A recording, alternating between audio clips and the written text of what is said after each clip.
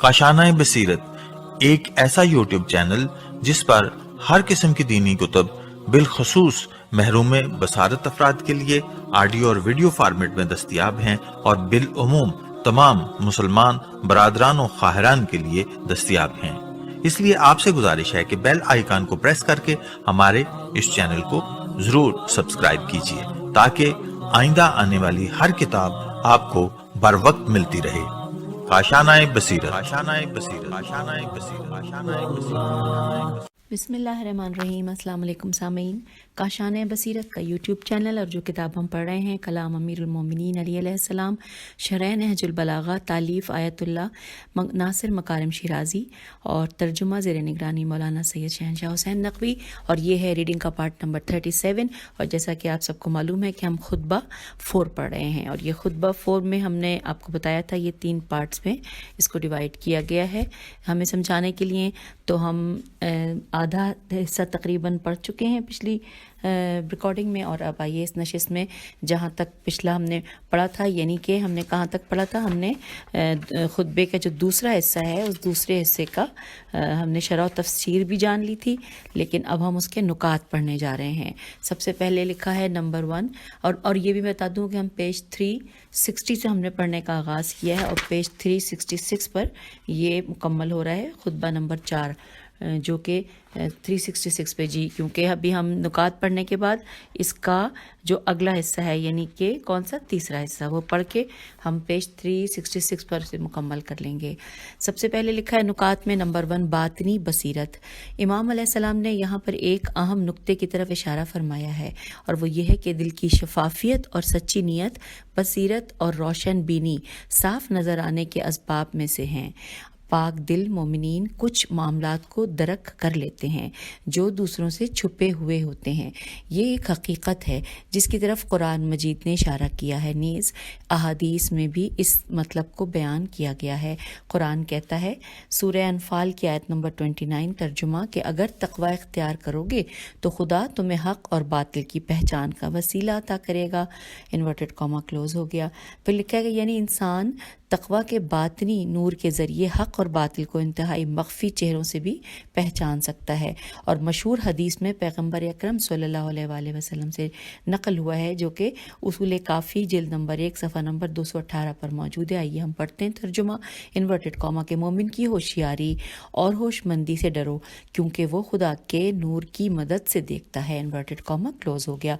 फिर लिखा है दूसरी हदीस में जो कि इमाम अली बिन मूसा रज़ा अलैहिस्सलाम से नकल है, उसमें हम पढ़ते हैं कि इन्वर्टेड कॉमा के कोई भी मोमिन नहीं मगर ये कि उसमें ख़ास किस्म की जहानत व होशियारी होती है। खुदा के नूर से अपनी बसीरत और ईमान व इल्म की मिक़दार के मुताबिक देखता है और खुदावंद आलम ने वो तमाम होशियारी और फरासत जो मोमिनीन को अता की है तमाम आइम्मा अहले बैत अलैहिमुस्सलाम को बदरजा कमाल अता की है।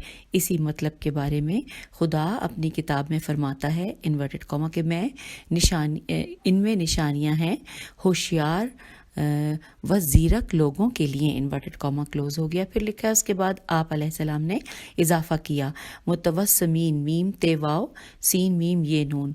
मुतवस्समीन में से पहले रसूल खुदा सल्लल्लाहु अलैहि वसल्लम हैं, उनके बाद अमीरुल मोमिनीन अलैहिस्सलाम, उनके बाद इमाम हसन अलैहिस्सलाम और इमाम हुसैन अलैहिस्सलाम, और उनके बाद क़यामत तक इमाम हुसैन अलैहिस्सलाम के फ़र्जंद में से आइम्मा अलैहिस्सलाम हैं।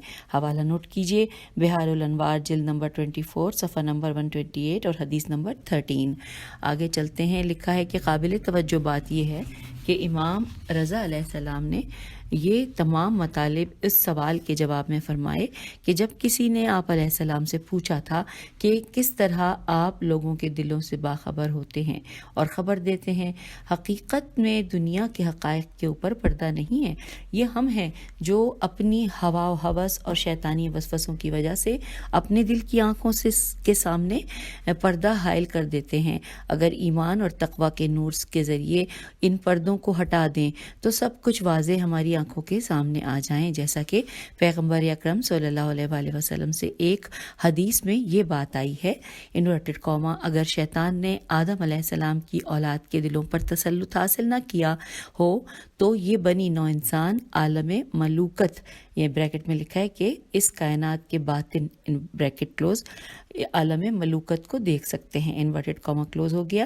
حوالہ ہے بہار الانوار، جلد نمبر 67 صفحہ نمبر 59، اور بریکٹ میں لکھا ہے باب القلب و صلاحہ، سواد لام الف اور ہے۔ پھر آگے چلتے ہیں، اب نمبر 1 ہم نے پڑھا تھا باطنی بصیرت، نمبر 2 ہے لوگوں کے عیبوں پر پردہ ڈالنا۔ زیادہ تر لوگ چھپے ہوئے عیبوں کے حامل ہوتے ہیں، کبھی انسان ان عیوب سے عام طریقے سے یا اپنی ذہانت اور ایمانی بصیرت کی وجہ سے باخبر ہوتا ہے۔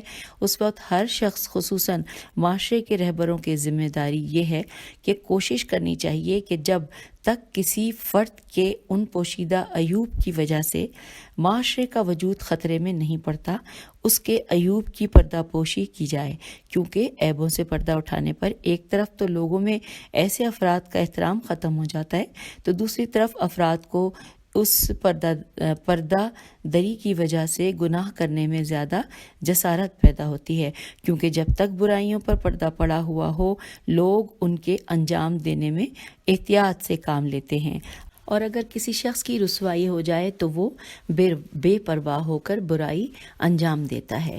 ان تمام مطالب سے بڑھ کر اصلاً عیوب سے پردہ اٹھانا معاشرے میں برائیاں عام ہونے کا سبب ہوتا ہے، اس کے نتیجے میں دوسرے افراد بھی گناہوں میں ملوث ہوتے ہیں۔ اسی وجہ سے بہت سی احادیث میں اس مطلب کی زیادہ تاکید کی گئی ہے۔ ایک حدیث میں ہم پڑھتے ہیں کہ ایک مومن کے دوسرے مومن پر جو حقوق ہے ان میں سے ایک یہ ہے کہ آئیے ترجمہ پڑھتے ہیں کہ انورٹڈ کاما میں حدیث کا، کہ اس کے رازوں کو اور برائیوں کو چھپانے اور اچھائیوں کو عام کرے، اس کے رازوں کو اور برائیوں کو چھپائے اور اچھائیوں کو عام کرے، انورٹڈ کاما کلوز ہو گیا۔ اور یہاں حوالہ ہے اصول کافی، جلد نمبر 2 صفحہ نمبر 249، حدیث نمبر 3۔ پھر ہے دوسری حدیث ہے جس امام جعفر صادق علیہ السلام سے منقول ہے، انورٹڈ کاما، کہ جو بھی کسی مومن کے ایسے عیب کو چھپائے جس کے ظاہر ہونے سے وہ ڈرتا ہو، خدا اس کے 70 عیب یعنی برائیاں دنیا میں آخرت میں چھپائے گا، انورٹڈ کاما کلوز ہو گیا۔ حوالہ ہے اصول کافی، جلد نمبر 2 صفحہ نمبر 200 اور حدیث نمبر 5050۔ اور پھر ہے کہ حضرت امام علی علیہ السلام نے اپنی گفتگو میں اس اسلامی دستور کی طرف ایک لطیف اشارہ فرمایا ہے اور اس حکم کی نسبت اپنی پابندی کو واضح کیا ہے، البتہ جیسا کہ ہم نے کہا ہے کہ عیبوں پر پردہ ڈالنا اس وقت تک ہے جب تک پردہ پوشی معاشرے کے لیے مشکلات کا باعث نہ ہو۔ اگر ایسا ہو تو اس وقت ہماری ذمہ داری عیوب کو ظاہر کرنا ہے، لیکن اس استثنائی حکم کا سہارا لیتے ہوئے لوگوں کے راز کو، عیوب کو فاش نہیں کرنا چاہیے جب تک کہ اس استثناء کی جگہ مکمل واضح و روشن نہ ہو جائے۔ اب سامعین یہ دوسرا حصہ اس خطبے کا، خطبہ نمبر 4 کا مکمل ہوا، اور اب ہم تیسرا حصہ پڑھنے جا رہے ہیں جو کہ کہاں سے کہاں تک ہے؟ عربی میں الیوم انطقو لکم الاجماع، یہاں سے لے کر ہے من وثقہ بمائن لم یزما، یہاں تک ہے۔ یہ ترجمہ پڑھتے ہیں کہ آج میں تمہارے لیے اپنی زبان خاموش کو گویا بنا رہا ہوں جس میں بڑی قوت بیان ہے۔ یاد رکھو کہ اس شخص کی رائے گم ہو گئی ہے جس نے مجھ سے روگردانی کی ہے۔ میں نے روز اول سے آج تک حق کے بارے میں کبھی شک نہیں کیا۔ میرا سکوت حضرت موسیٰ علیہ السلام کے سکوت کی طرح ہے۔ حضرت موسیٰ علیہ السلام کو اپنے نفس کے بارے میں خوف نہیں تھا، بلکہ انہیں دربار فرعون میں صرف یہ خوف تھا کہ کہیں جاہل جادوگر اور گمراہ حکام عوام کی عقلوں پر غالب نہ آ جائیں۔ آج ہم حق و باطل کے راستے پر آمنے سامنے ہیں، اور یاد رکھو کہ جسے پانی پر اعتماد ہوتا ہے وہ پیاسا نہیں رہتا۔ آئیے یہاں پر یہ انورٹڈ کاما کلوز ہو گئے۔ اب اس کی شرح و تفسیر ہم پڑھتے ہیں۔ اس میں سب سے پہلی ہیڈنگ ہے کہ آج میں حقائق کو آشکار کرتا ہوں، یہ ہیڈنگ ہے کہ آج میں حقائق کو آشکار کرتا ہوں. لکھا ہے کہ اس کلام میں آئے ہوئے بہت سے جملوں میں سے ہر ایک اہم نقطے کی طرف اشارہ ہے. ایسا لگتا ہے کہ ان جملوں کے ذیل میں اور بھی جملے تھے کہ سید رضی نے حضرت علی علیہ السلام کے کلام کی تلخیص تیلام خیے سواد کی تلخیص کے دوران ان میں سے کچھ جملوں کو چھوڑ دیا ہے، کیونکہ سید رضی رحمۃ اللہ کا طریقہ یہ تھا کہ خطبوں سے انتخاب کرتے تھے اور کچھ مقدار چھوڑ دیتے تھے، کبھی زیادہ اور کبھی کمتر حصے. بہر صورت پہلا نقطہ جس کی طرف حضرت امام اشارہ کر رہے ہیں وہ یہ ہے کہ میں آج خاموش حقائق و حوادث جو کہ کئی زبانیں رکھتے ہیں آپ کے لیے زبان پر لاتا ہوں تاکہ حقائق ظاہر ہو جائیں. اب سب سے پہلے لکھا ہے اجما، عین جیم میم الف اور حمزہ اس پہ زبر.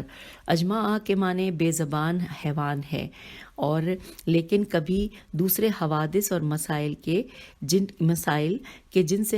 سے متعلق گفتگو نہ کی جاتی ہے کے لیے بھی کہا. یہ دوبارہ پڑھتے ہیں کہ لیکن کبھی دوسرے حوادث اور مسائل کے جن سے متعلق گفتگو نہ کی جاتی ہے کے لیے بھی کہا. یہ اطلاق ہوتا ہے، اور لہٰذا نہج البلاغہ کے بہت سے شارحین کا عقیدہ یہ ہے کہ یہاں پر اجماع سے مراد ان واقعات اور عبرت آمیز حوادث کی طرف اشارہ ہے جو آپ علیہ السلام کے دور میں رونما ہوئے یا پچھلی خلافتوں کے دور میں ہوئے.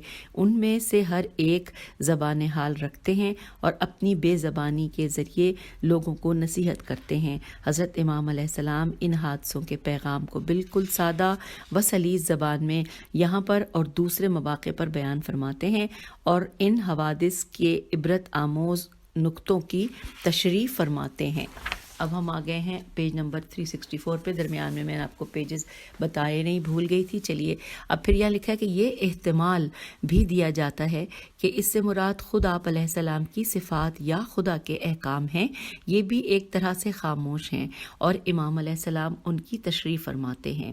پھر لکھا ہے کہ دوسرے جملے میں امام علیہ السلام قطعی انداز میں فرماتے ہیں کہ انورٹڈ کاما کہ جو بھی میرے احکام کی خلاف ورزی کرتا ہے وہ حق سے دور ہو گیا ہے، کیونکہ جس دن سے مجھے حق کی نشاندہی کی گئی ہے ہرگز اس میں شک و تردد کا شکار نہیں ہوا.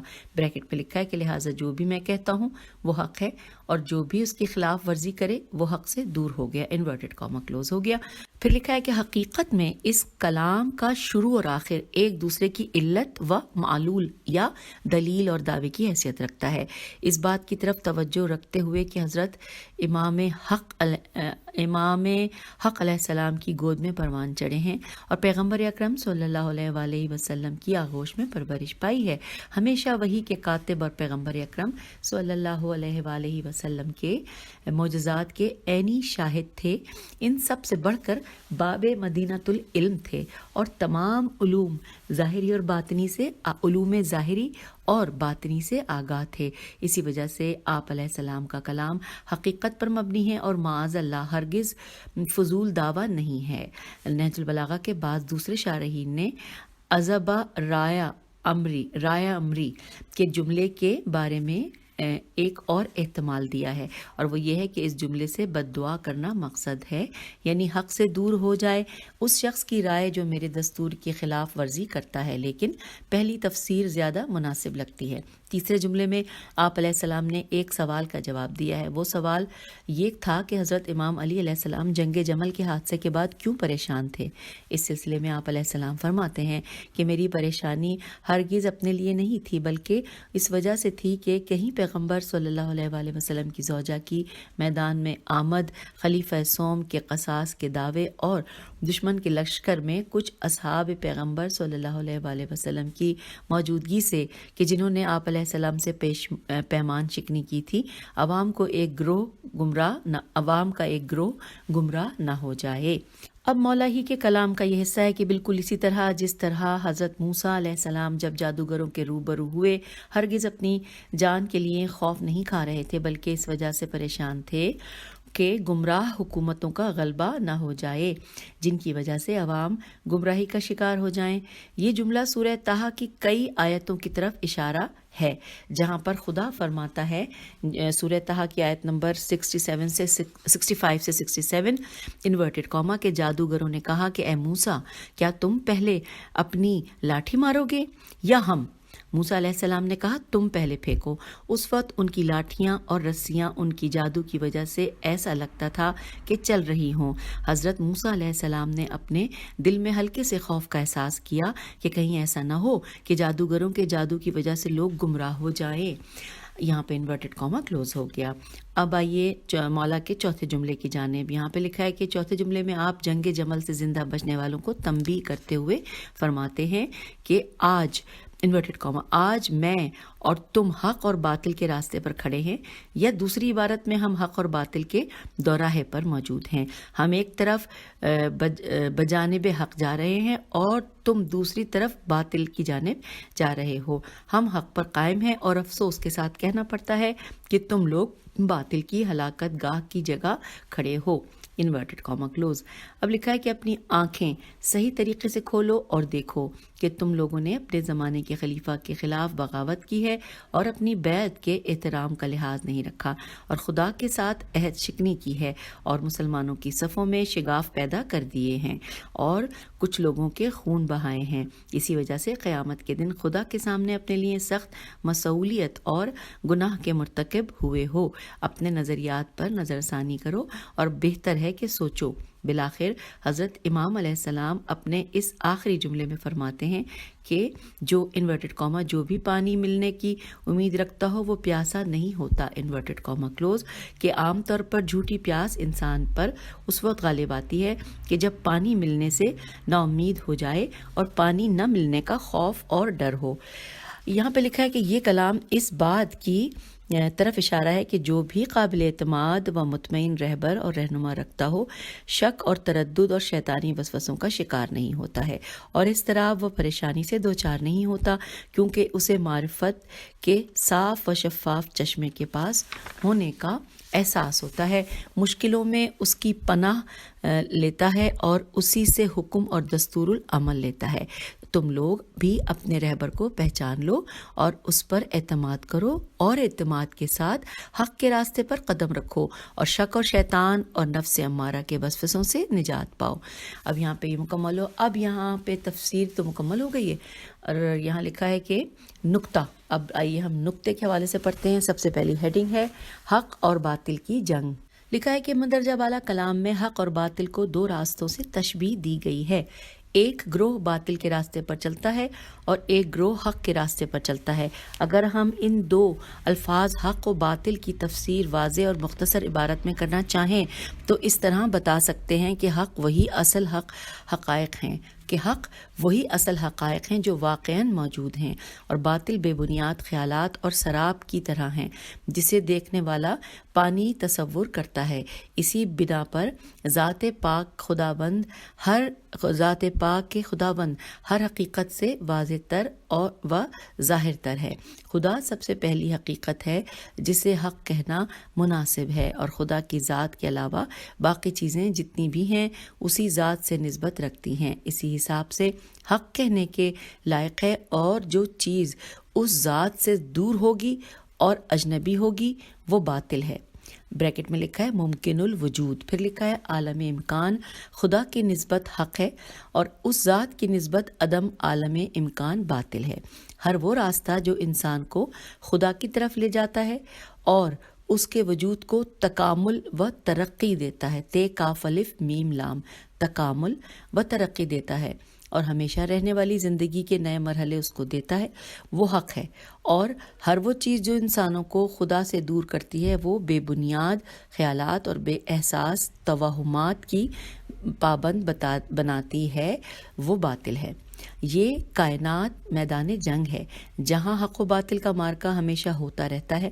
قرآن کریم نے اس مقابلے کی خصوصیات واضح کرنے کے لیے نیز اس مقابلے کے آخری نتیجے کے بیان کے لیے سورہ رعد میں خوبصورت اور پرمانی مثال بیان فرمائی ہے کہ حق کو ایسے پانی سے تشبیہ دی ہے جو آسمان سے نازل ہوتا ہے اور سیلاب کی شکل میں پہاڑوں کے دامن سے نیچے آتا ہے، اور باطل کو اس جھاگ سے تشبیہ دی ہے کہ جو پانی کے اوپر اس کے آلودہ ہونے کی وجہ سے ظاہر ہوتا ہے لیکن کچھ دیر میں پانی میدان میں پہنچ جاتا ہے، آلودگی نیچے بیٹھ جاتی ہے اور جھاگ ختم ہو جاتا ہے، اور جو وجہ حیات اور مایہ آبادی ہے یعنی کہ پانی باقی رہتا ہے۔